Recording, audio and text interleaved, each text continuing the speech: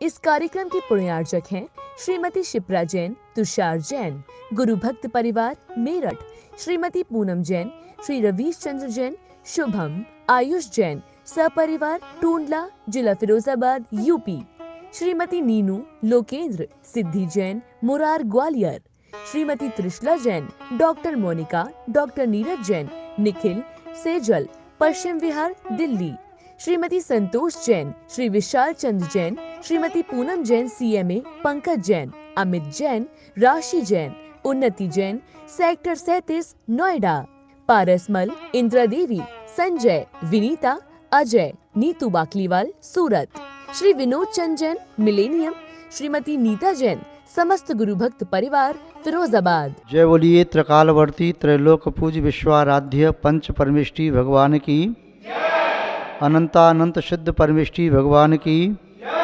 वर्तमान जन शासन नायक श्री वर्धमान महावीर भगवान की, परम पूज्य आचार्य भगवान श्री समंतभद्र स्वामी मुनि महाराज की, परम पूज्य सिद्धांत चक्रवर्ती आचार्य गुरुदेव श्री विद्यानंद जी महाराज की, विश्व कल्याणकारक अहिंसा प्रधान श्रीमद विश्व धर्म की, जैनम जयतु शासनम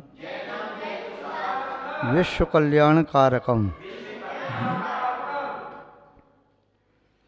धर्म स्नेही सत श्रद्धालु यहाँ पर उपस्थित आप सभी भव्यवर पुंडरीक पुण्यात्मा महानुभाव, आचार्य भगवान समंतबद्ध स्वामी द्वारा विरचित रत्न कंडक साबकाचार की वाचना में षष्ठम अधिकार को देख रहे हैं, जहाँ पर संलेखना की विधि का कथन किया। अब संलेखना के फल के संबंध में थोड़ी चर्चा करेंगे। विगत दिवस संलेखना व्रत के 5 अतिचार देखे थे। जीने की इच्छा, मरने की इच्छा, भय, मित्रों की स्मृति और निदान। आचार्य महास्वामी महाराज ने भी इसी तरह से लिए हैं। थोड़ा सा सुखानुबंध शब्द उन्होंने प्रयोग किया। जीवित मरणासन से मित्रान और सुखानुबंध निदानानी, वह के स्थान पर उन्होंने सुखानुबंध लिया। सुखानुबंध यानी समाधि के समय कष्ट पीड़ा बाधा न हो और आगामी काल में भोगों की आकांक्षा निदान।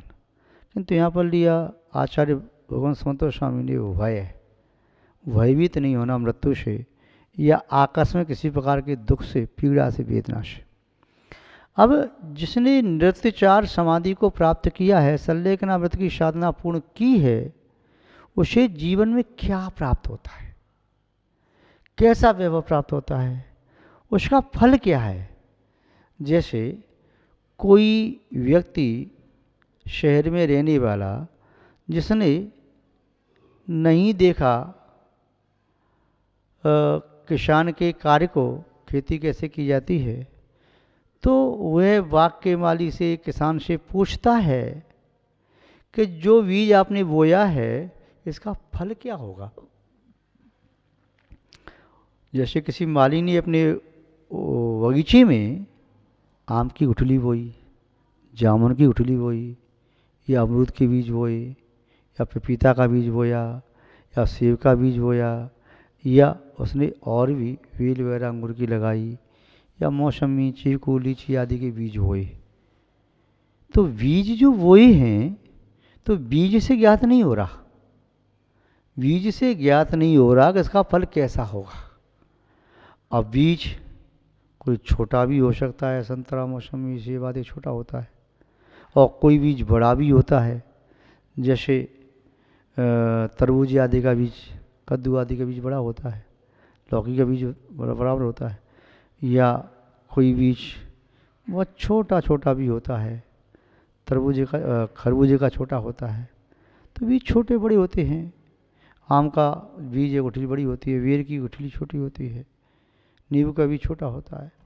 तो अब बीज को देख करके फल के बारे में ज्ञान नहीं होता, तो माली कहता है इस बीज को उत्तम भूमि में बोने से, समय समय पर सिंचाई निराई आदि करने से, उत्तम खाद आदि देने से, जल देने से, उत्तम वायु से प्राप्त हो, सूर्य का प्रकाश प्राप्त हो, उसकी परिचर्या पर संरक्षण अच्छी तरह से हो, तो इस बीज का फल यह अमुक है। अर्थात गुठली का फल बता, ये आम आ जाएगा, इसका फल छोटे से बीज का फल ये अमरूद आएगा, इस छोटे बीज का फल ये टमाटर आएगा, इसका फल संतरा आएगा या मौसमी आएगा, इसका फल जामुन आएगा, इतनी बड़ी गुठली का फल, इसका फल वीर आएगा, या इसका फल चीकू आएगा, या लीची आएगा, या कीवी आएगा। तो ऐसे फल, बीज को देखते समय फल का परिज्ञान नहीं हो पा रहा, तो फल का ज्ञान कराना भी उचित है। आचार्य समंतभद्र स्वामी क्षत्रिय कुलोत्पन्न एक श्रेष्ठ तपस्वी आचार्य थे।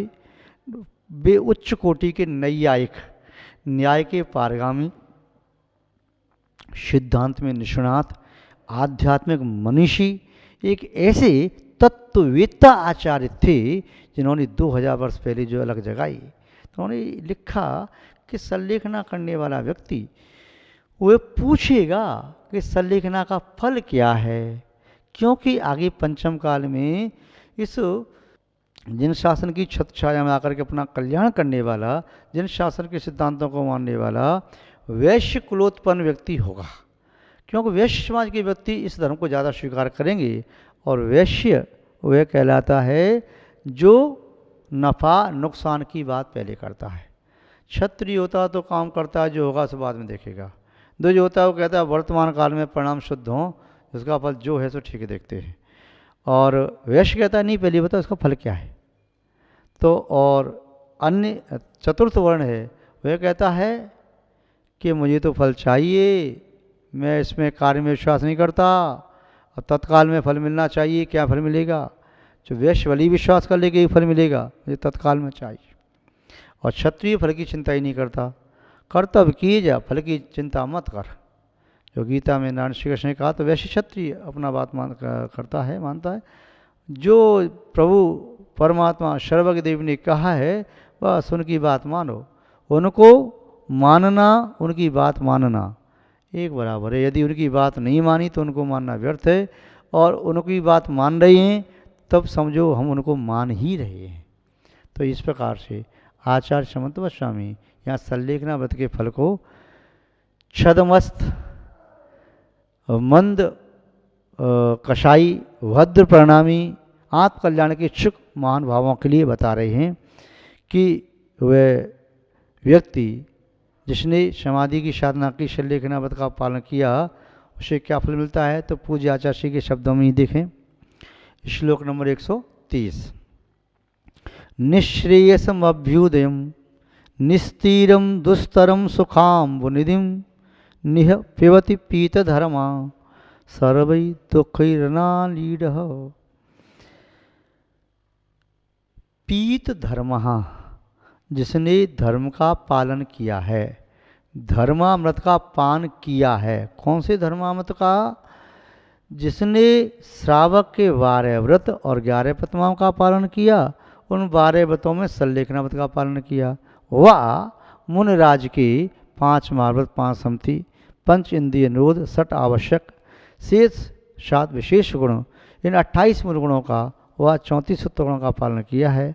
फिर अंत में इसने संलेखना पूर्वक साधक, यानी जो श्रावक व श्राविका और आराधक संबोधन ज्ञान चार से युक्त हुए श्रवण या श्रवणी, जिसने अंत में संलेखना व्रत को स्वीकार किया, नियम संलेखना पूर्व एवं संलेखना ली, और पुनः फिर विधि पूर्वक समाधि मरण तक, अंत तक यात्रा, इस शरीर से जीवन यात्रा पूरी की है, वह व्यक्ति तो क्या प्राप्त करता है?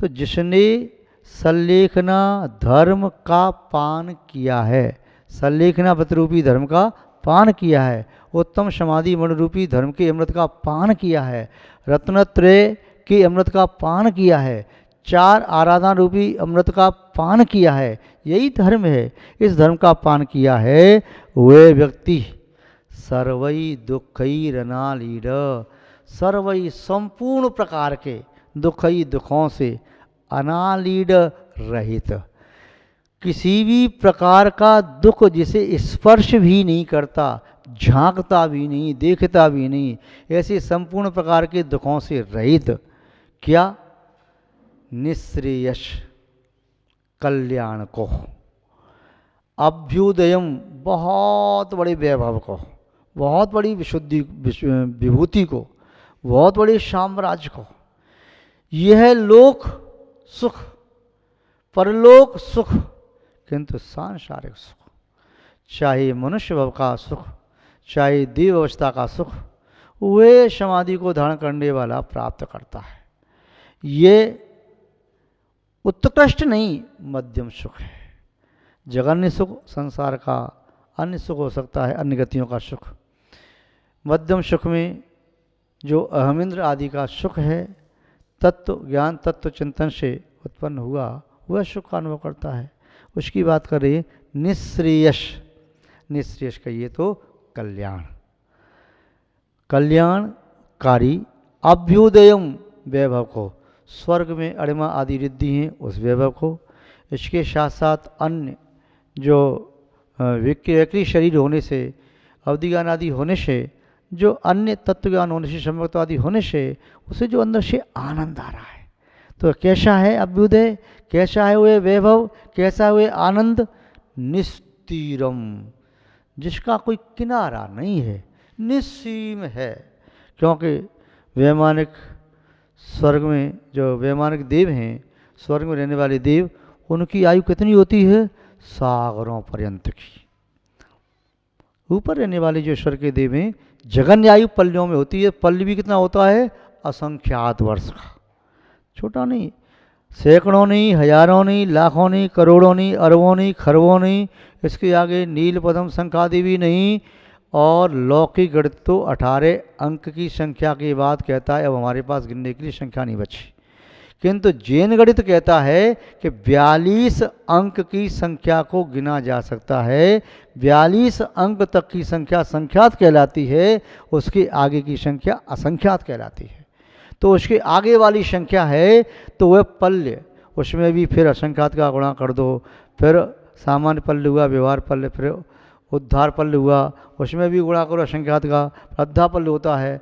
अध्यापल्य जो 10 कोड़ा कोड़ी अध्यापल्यों का एक सागर होता है। कितना बड़ा समय हो गया। तो इतने समय तक वह स्वर्ग में रहने वाला देव वह कल्याणकारी सुख को प्राप्त करता है।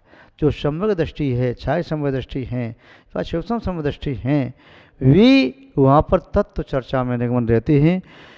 श्री तीर्थंकर देव के पंच कल्याणक के कार्यक्रम में सम्मिलित होकर के आनंद का अनुभव करते हैं, अकृत्रिम चैत्यालयों की यथासंभव वंदना करते हैं, और वे वहाँ पर रह के अपने विमान में नियत चैत्यालय की नित्य पूजा वंदना स्तुति भक्ति अभिषेक आदि करते हैं, और वे तत्व चर्चा भी करते हैं।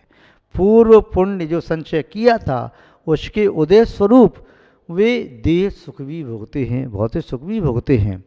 तो वे भौतिक सुख भी ऐसा नहीं मनुष्य तंत्रों जैसा कि आज पुण्य को जैसे प्राप्त हुआ कल नष्ट हो गया। कभी यहाँ का सुख तो ऐसा है जैसे किसी तिनके की अनी पर नोक पर पड़ी हुई बहुत छोटी मामूली सी ओस की बूंद, सूर्य का उदय हुआ सूख गई। किंतु वहाँ का सुख तो ऐसा मान के चलिए कि जैसे विशाल समुद्र, बहुत बड़ा समुद्र, ये लवण समुद्र, कालोदरी समुद्र आदि समुद्र नहीं, ये समझो स्वयंभू रमण समुद्र आदि समुद्र, इतना बड़ा विशाल समुद्र। वो समुद्र जैसे पानी की बूंदें कहो तो जितने पानी की बूंदें असंख्यात होती हैं, और एक एक दिन में एक एक बूंद को खर्च करते जाओ तो कितना समय लगेगा इतने बड़े समुद्र को खर्च करने में। तो ऐसा वो निस्तीरम, जिसका किनारा दिखाई नहीं था, निस्सीम अपार, और कैसा दुस्तर। दुस्तर का अर्थ कहिए तो दुर्लभ, जो सामान्य व्यक्ति के द्वारा प्राप्त नहीं किया जा सकता। कठिनाई से लव जिसे प्राप्त किया जा सकता है, दुर माने कठिनाई से, लव माने प्राप्त किया जाता है, दुस्तरम माने भी कठिनाई से होता है। विरला पुरुष ही इस प्रकार के वैभव को प्राप्त कर पाता है। विरला पुरुष, वह ऐसा नहीं सामान्य व्यक्ति प्राप्त करते, विरला पुरुष प्राप्त कर पाता है। यूँ कहें हजारों करोड़ों अरबों खरबों और असंख्यात प्राणियों में एक प्राणी ऐसा निकल के आ पाता है जो स्वर्ग के सुख को प्राप्त कर पाता है। अन्यथा जघन्य प्राणी तो जो भवनत्व की अवस्था को प्राप्त करते हैं या वह त्रंच का सुख दुख मिश्रित प्राप्त करते हैं या नरक का दुख प्राप्त करते हैं या त्रंच अवस्था में 1 इंद्रिय 2 इंद्रिय 3 इंद्रिय 4 इंद्रिय आदि के दुख प्राप्त करते हैं या मनुष्य हैं तो मिश्र सुख दुख प्राप्त करते हैं। किंतु जो वैमानिक देव हैं वह पुण्य का फल भोगते हैं। जैसे नारकी जीव को पुण्य का फल भोगने नहीं मिलता, निरंतर पाप का फल भोगता है, ऐसे ही ईश्वर के देवों को पाप का फल नहीं भोगना पड़ता, वे प्राय करके निरंतर पुण्य का फल ही भोगते हैं। तो इस प्रकार कहा निस्तीरम दुस्तरम सुखाम्ब निधिम, सुख रूपी जल निधि माने समूह। तो सुख जल का ढेर, तो जल के ढेर को कहते हैं समुद्र। तो सुख रूपी जल की निधि, जल की राशि, जल का ढेर अर्थात सुख रूपी अमृत से भरे हुए सागर का क्या करता है, फिर वे निहपेवती पान करता है। तो किस प्रकार के सुख सागर का पान करता है, जिसमें किंचित मात्र भी दुख की कणिका नहीं है।